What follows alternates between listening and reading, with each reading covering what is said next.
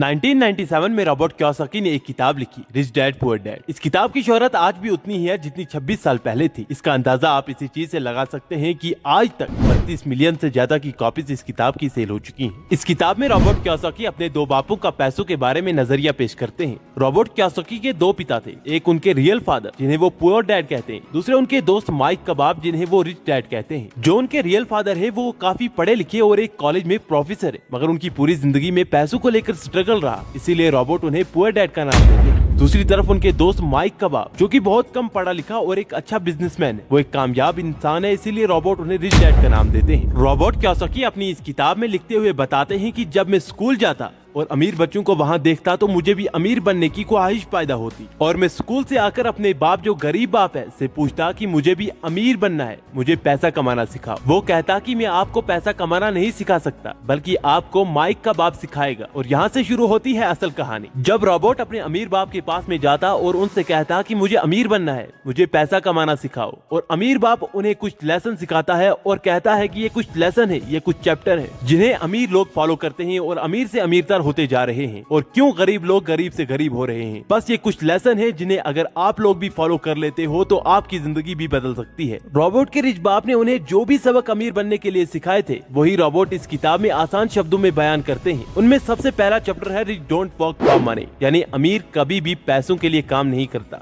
Generally लोग अमीर बनने के लिए पैसों के लिए काम करते हैं। पहले तो वो कोशिश करते हैं कि उन्हें कोई अच्छी सी नौकरी मिल जाए, और जब नौकरी मिल जाती है तो फिर वो खूब मेहनत और डेडिकेशन के साथ काम करते हैं, क्योंकि उन्हें पता होता है कि महीने के एंड पर उन्हें एक पे चेक मिलने वाला है। इसी सब में वो एक ऐसे ट्रैप में फंस के रह जाते हैं जिसे रॉबर्ट रैट रेस का नाम देते हैं, क्योंकि उनकी पूरी जिंदगी 9 से 5 की इस चक्रव्यूह में फंस जाती है। रॉबर्ट कहते हैं कि जब इंसान को पता होता है कि उसे महीने के एंड पर एक पे चेक मिलने वाला है, तो वो इसी की बिना पर कोई गाड़ी या फिर एक घर लोन पर ले लेते हैं, और जिसका लोन चुकता करते करते अपनी पूरी जिंदगी इसी नौकरी के अंदर गंवा देते हैं, और इसी तरह पूरी जिंदगी पैसों के पीछे भागते रहते हैं। मगर अमीर लोग कभी भी पैसों के लिए काम नहीं करते। वो क्या करते हैं, इसका जवाब रॉबर्ट ने अगले चैप्टर में दिया है। Chapter number 2, invest in assets not in liabilities. अमीर लोग कभी भी पैसों के लिए काम नहीं करते, बल्कि पैसे उनके लिए काम करते हैं। वो अपना पैसा, अपना रुपया एक ऐसी जगह इन्वेस्ट करते हैं जहाँ से उन्हें रेगुलर इनकम आती रहती है, जैसे कि कोई बड़ा घर ले लिया या कोई गाड़ी ले ली और फिर रेंट पर दे दी, जिससे उन्हें रेगुलर इनकम भी आती रहती है और उनकी इन्वेस्टमेंट भी सेफ रहती है। और वहीं पर गरीब इंसान हमेशा अपनी ख्वाहिशात के ऊपर पैसा गंवा देता है, या कोई बड़ा फोन ले लेता है, महंगे कपड़े ले लेता है, महंगे जूते ले लेता है। मगर अमीर लोग कभी भी ऐसा नहीं करते। एसेट का मतलब होता है पैसा कमा लेना, और लायबिलिटीज का मतलब होता है पैसा गंवा देना। Lesson number 3,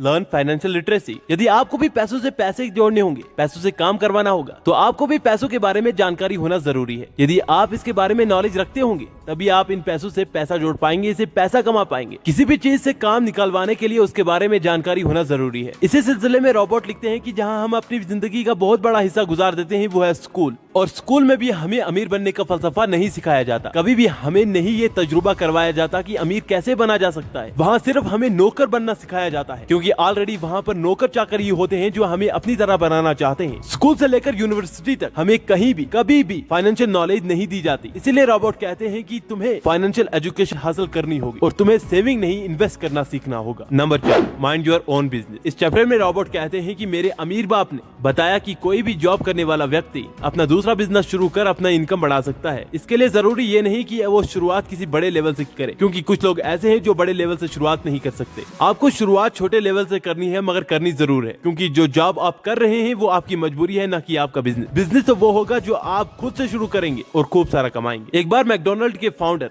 rack rock MBA के स्टूडेंट्स को लेक्चर दे रहे थे। उन्होंने पूछा कि क्या आपको पता है मेरा बिजनेस क्या है? तो स्टूडेंट्स ने कहा कि आपका बिजनेस हैमबर्गर का है। ये सुनकर वो खूब सारा हंसे और कहा कि मेरा बिजनेस हैमबर्गर का नहीं बल्कि रियल एस्टेट का है। स्टूडेंट्स ने कहा वो कैसे? तो उन्होंने जवाब दिया कि मैकडोनल्ड की फ्रेंचाइजी खरीदने वाले को सबसे पहले उनकी जमीन खरीदनी होगी, इसी तरह मेरा बिजनेस रियल एस्टेट का है। इस बात का आप इसी चीज से अंदाजा लगा सकते हैं कि आज रियल एस्टेट के बिजनेस में टॉप पर है मैकडोनल्ड कंपनी। रॉबर्ट कहते हैं कि तुम्हें अपना बॉस खुद बनना चाहिए, मगर इसका मतलब ये बिल्कुल भी नहीं कि आप उस नौकरी को उसी वक्त छोड़ दें जो आप आज कर रहे हैं। बल्कि अलग से एक ऐसा बिजनेस शुरू करना होगा जो आपको कल तक इस नौकरी से ज्यादा की इनकम करवा के दे, तब आप इस नौकरी को छोड़ सकते हैं। Number 5, question things. रॉबर्ट कहते हैं कि मेरा गरीब बाप हमेशा मुझसे कहता कि अगर मेरे बच्चे ना होते तो मैं वो सारा कुछ अफोर्ड कर पाता जो मैं आज नहीं कर पा रहा हूँ और मैं भी एक अमीर इंसान होता। और रॉबर्ट का अमीर बाप कहता कि तुम्हारा गरीब बाप गरीब इसीलिए है क्योंकि वो लेजी है और वो सिर्फ कहता है कि मैं अफोर्ड नहीं कर पा रहा, वो इसीलिए गरीब है। रॉबर्ट कहता है कि मेरा अमीर बाप हमेशा मुझसे कहता कि मैं अफोर्ड आज अगर नहीं कर पा रहा हूँ तो मैं इसे अफोर्ड कैसे करूँ। मैं हमेशा खुद से सवाल करता रहता हूँ क्योंकि एक स्टेटमेंट अगर इंसान के दिमाग पर चली जाए तो इंसान का दिमाग बंद हो जाता है और वहीं एक सवाल इंसान के दिमाग को खोल कर रख देता है। जब तुम खुद से सवाल करते हो तो तुम्हें भी खुद ब खुद एक न एक जवाब मिल ही जाता है, कोई ना कोई रास्ता मिल ही जाता है। इसीलिए कभी भी खुद से ये ना कहो कि मैं गरीब हूँ, बल्कि ये कहो कि मैं अमीर कैसे बनूं और फिर इन सवालों के जवाब ढूंढो। हम एक बार फिर इन सभी लेसन को दोहरा देते हैं। Lesson number 1, rich don't work for money. Lesson number 2, invest in assets not in liabilities. Lesson number 3, learn financial literacy. Lesson number 4,